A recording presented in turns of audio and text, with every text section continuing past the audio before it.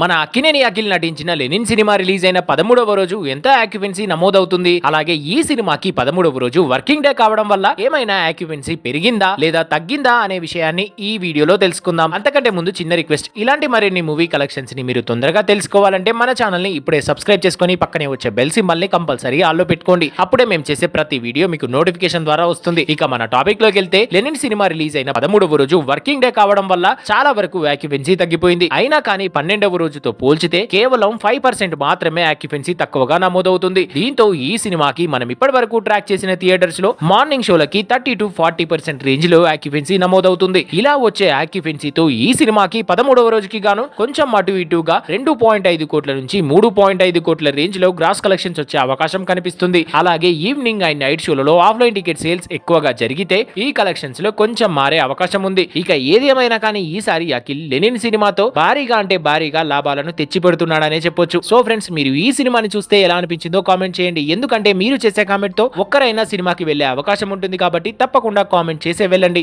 Thanks for watching.